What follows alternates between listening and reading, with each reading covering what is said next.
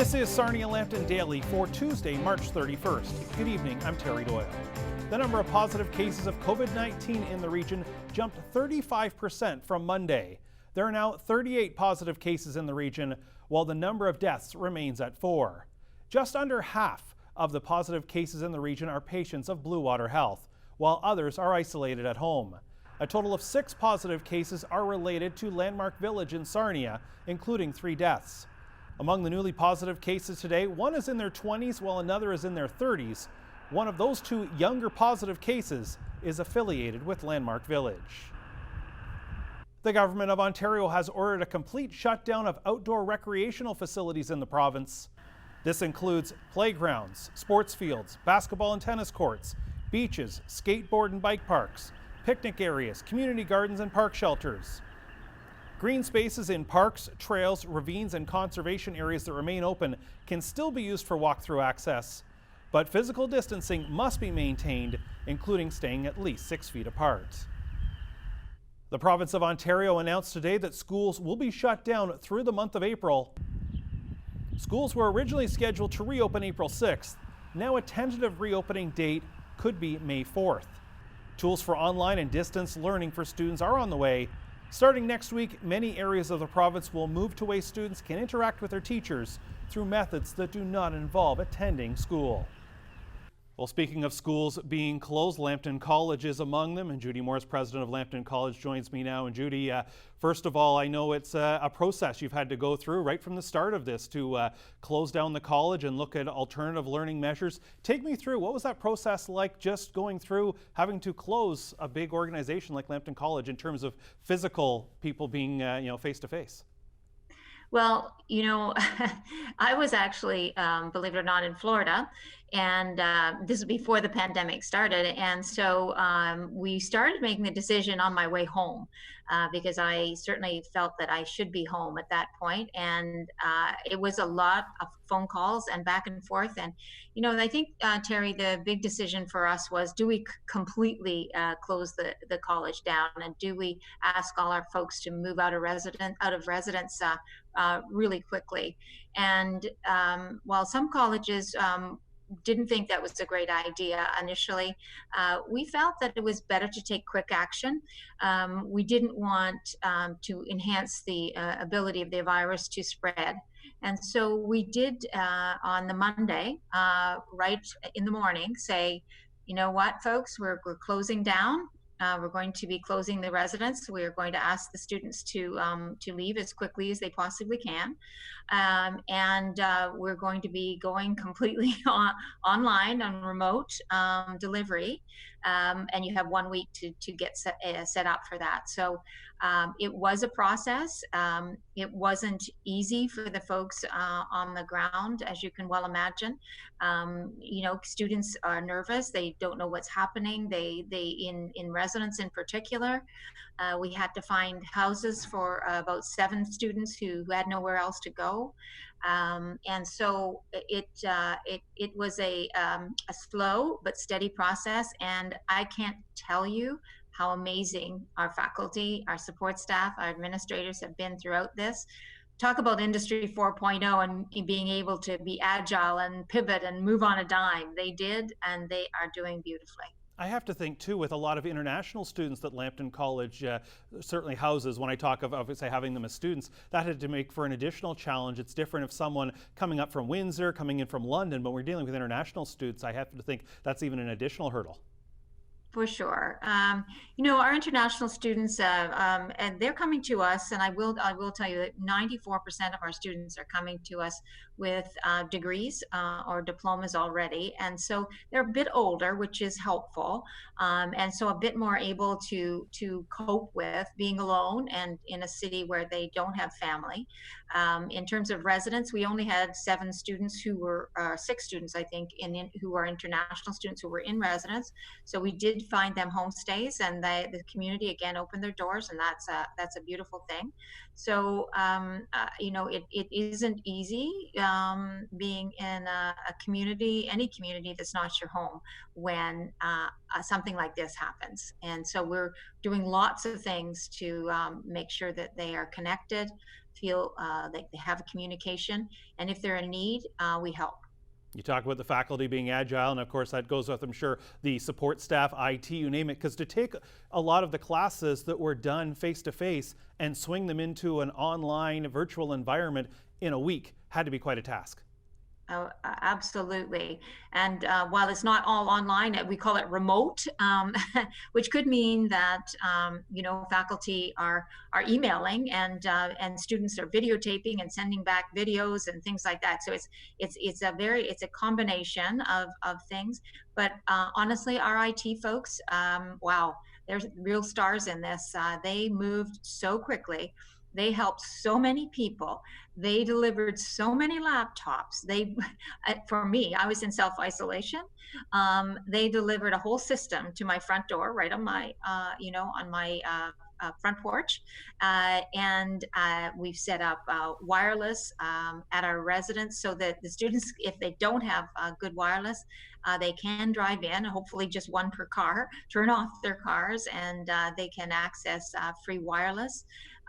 We've been, giving away, loaning, I should say, laptops and iPads all over the city and all over the county. So that group has really helped drive not only access and in terms of our students, but they have been helping faculty big time. I can't tell you the number of faculty who've said to me, "Hey, please thank the IT staff. Please thank the IT staff. They've been incredible." So as we move forward now, of course, we're hearing that into May is when schools at the earliest would reopen across the province. Of course, they've talked about specifically public schools, secondary schools as well. What is sort of the mode right now, the process you're going through right now? I'm assuming a lot of updates, a lot of discussions, but where do we stand right now? Now that things are somewhat in place for students, what's happening now? So what's happening now is the students have to finish they were finishing their last 5 weeks of class in remote delivery, and so that will happen at the beginning of May 4th, and spring semester will start on May 19th. So we have about we would have had about 700 plus students coming in for the spring semester. We'll probably have about 630 students coming in September. So these are students who are on the ground now. So those would be international students who are moving into their second semester or perhaps their final semester, and our domestic students as well. And they will, at this point, we are saying it's all online. So our faculty who are teaching in the spring, not only it's not just putting 5 weeks of curriculum online, it's an entire course offered online to those students who will be taking the courses in the spring. And for the 170 students who have applied, who are international students who are still in India, we're deferring them until September at this point. Judy, we're always looking for the positive things and people coming together, and Lambton College has been able to assist its partners at Blue Water Health for people who didn't get a chance to see that. What took place over the last few days? Yeah, we've always worked with Blue Water Health. They've taken our students. They worked on our program advisory committees. Their CEO is on our executive for our board. So it's a great partnership. And we talked a little bit with them about using our clinical space, because as you know, we have the new Nova Health and Research Center, and 30 beds, 38 beds actually, and an ICU unit. But the actual logistics of moving people there didn't work out as well as I think Blue Water Health wanted. Access to food and pharmacy, etc. So instead of doing that, we said, okay, here's the alternative. You take all our things. So take our beds, 30 beds, take all our medical trolleys, take all our gloves, our masks, our N95 masks, our gowns, etc., and use them as you will at Blue Water Health. And so they're setting up beds, I believe, in their auditorium because they have access to all of the things that they need within the hospital. And this is precautionary. Hopefully they won't have to utilize them, but as we see things growing, it could well be. And I do want to tell you, Terry, that in addition to our donation, or our supplies are certainly a donation, but the hardware we want back at some point. But in addition to that, our students are at the front doors. Some of our fourth year Bachelor of Science in Nursing students are at the front doors of the Blue Water Health doing the screening of people coming into the hospital. That's a high risk area, and we're incredibly proud of them and the skills that they've learned in the Bachelor of Science in Nursing. Well, Judy, we appreciate you joining us. It's great to see everyone working together, from the students, the faculty, the IT staff, and then, of course, being able to support Blue Water Health and those much-needed supplies. We've heard of that everywhere, and it's great to see everyone was able to come together. We appreciate you joining us. Stay safe, and we'll talk to you soon. Thanks so much, Terry. I appreciate you taking the time. Bye-bye. There's Judy Morris, president of Lambton College. More to come on Sarnia Lambton Daily on urTV.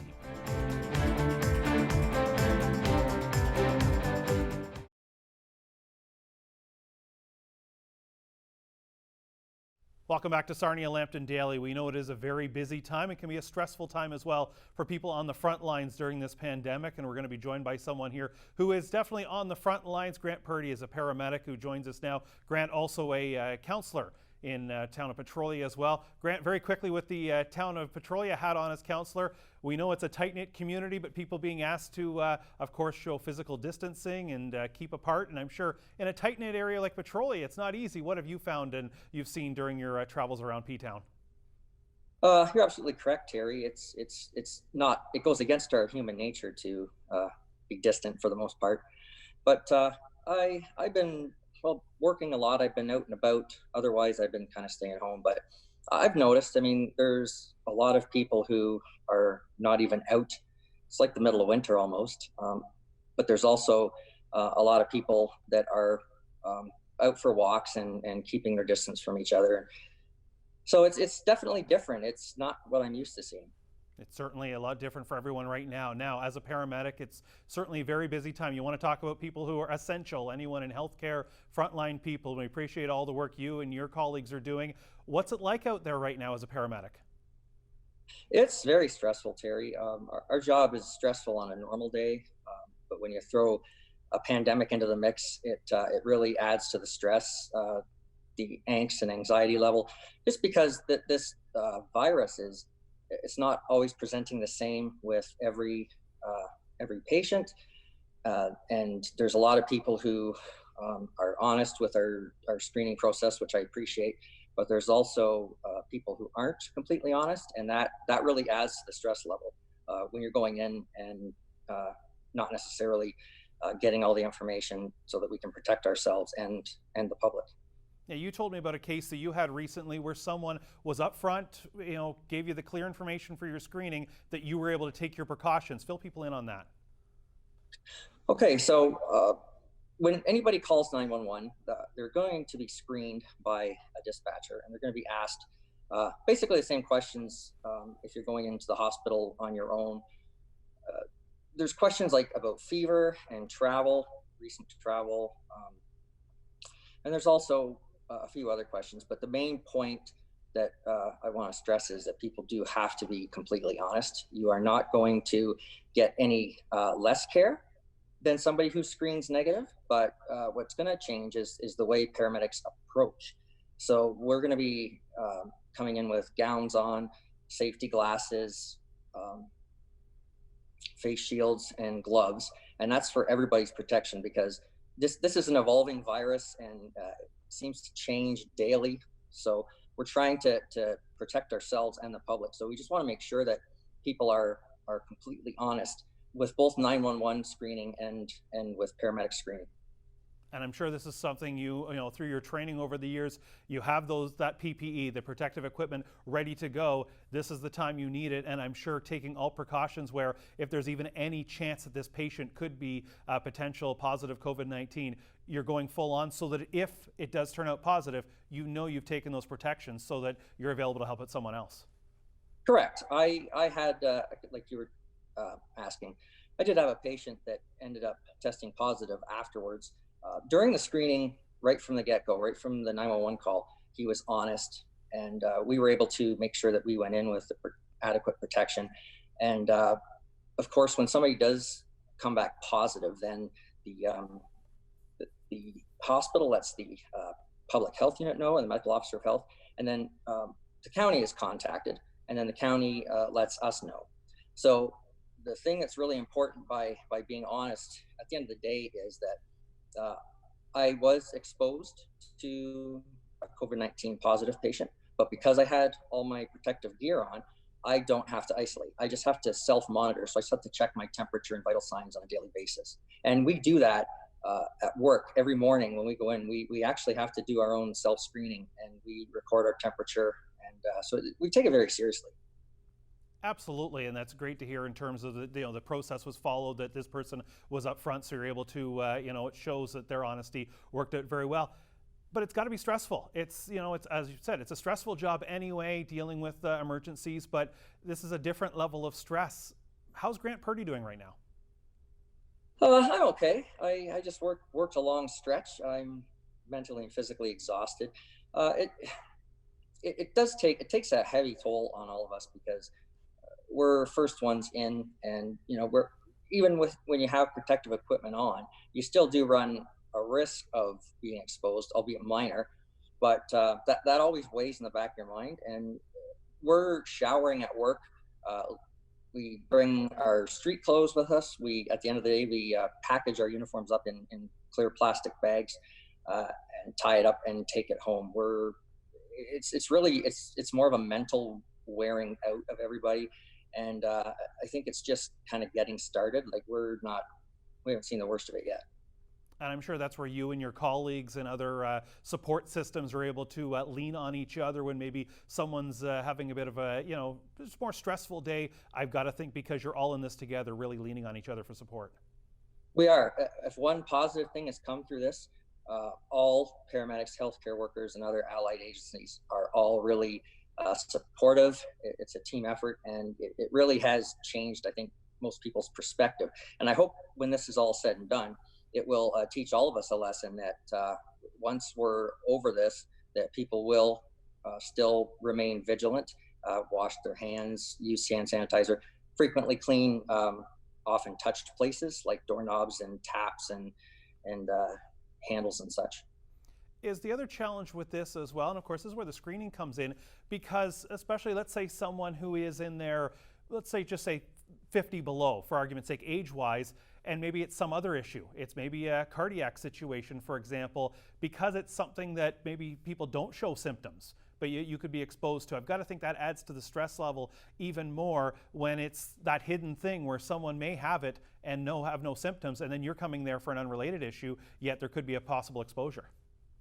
Yeah, you're right. So now we're not just worried about the current presenting condition. We have to also worry about whether this person has been exposed at some point, whether it be travel or through community involvement. We're trying our best. We're really we're inundated. It's been really busy, but we also are making sure that people that do have other medical conditions are definitely getting that treatment. We're not stopping anything. I guess one of the biggest differences is it takes us much longer to do a call now because of that, because when we don and doff our equipment, we have to do it several times, and it takes a few minutes. But the big thing with this virus is that it has very similar symptoms to influenza.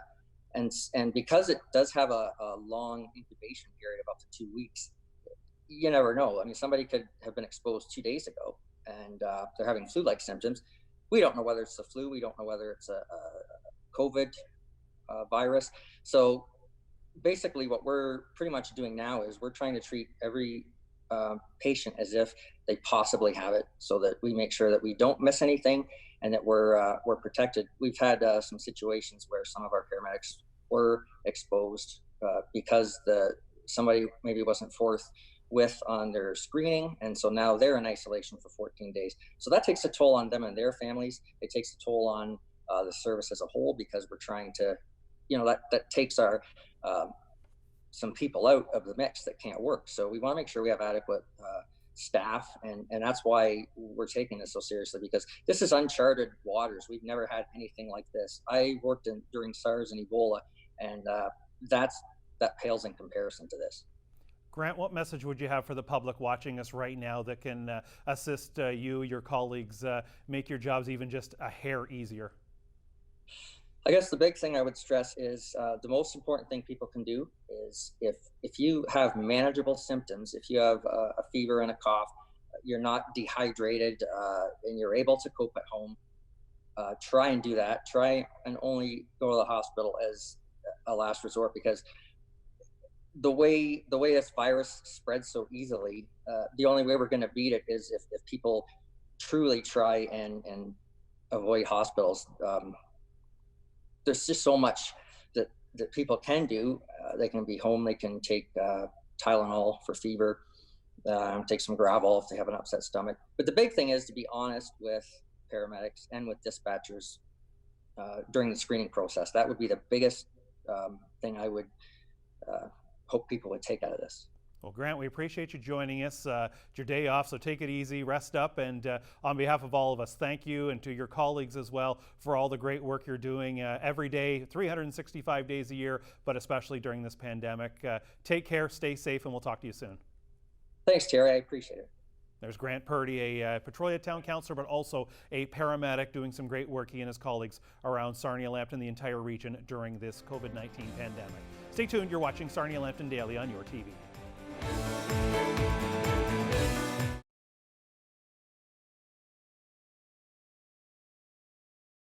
Welcome back to Sarnia Lambton Daily. We are all dealing with a new way of life these days as all of us deal with the COVID-19 pandemic. This can bring with it increased anxiety and difficulty coping. With more, here's Chris Potter. Today we're living in a whole new world, and we need to be making very conscious choices in what we allow ourselves to participate in. New rules and protocols for even the most mundane things like grocery shopping. Stay 6 feet away from everybody. Stepping aside while you're out walking the dog, and no more leash-free dog parks. All the simple things that we've been taking for granted until now. Some people are experiencing anxiety for the very first time, not even sure what it is. When I went to a doctor many years ago with these strange symptoms, I thought I was having a heart issue. Turns out it was anxiety. These new feelings that many people are having are presenting themselves in very different ways. Some people are panic buying supplies and food, and many are starting to close themselves off completely from friends and family. We need to be vigilant and make sure that we connect with those around us that may be suffering in silence. Today, I spoke with Haley Patry. She's known as the Happiness Coach. She's written books on survival, resilience, relationships, and happiness. As much as isolation and loneliness is a huge challenge at this time for people that live alone, I think today we're focusing on the joys of being quarantined with people that you're not used to having to hang out with 24 hours a day. As a mom myself with 3 young kids, I was used to total silence while I supported my clients all day and having those kids in school, daycare, and extracurriculars. I was used to my husband being out of the house, doing his work, and our reality is very similar to all of the working couples, working families with kids. Right now, it's like, how do we all not survive each other, but thrive through this situation? And the first key, the real takeaway is you've got to create a schedule and some structure. There still has to be time in the day where each person takes care of their own needs, where one person's with the kids and the other person's working on their business or their pivot for their new career, and taking turns. Because if we're all in the same pressure cooker space all the time, emotions are going to get the best of us. That will do it for Sarnia Lambton Daily for this Tuesday, March 31st. We're with you every weeknight at 6 o'clock during the pandemic here on urTV. You can also catch us beginning at 7 on the urTV Sarnia Facebook and YouTube pages. For Sarnia Lambton Daily, I'm Terry Doyle. We will see you tomorrow.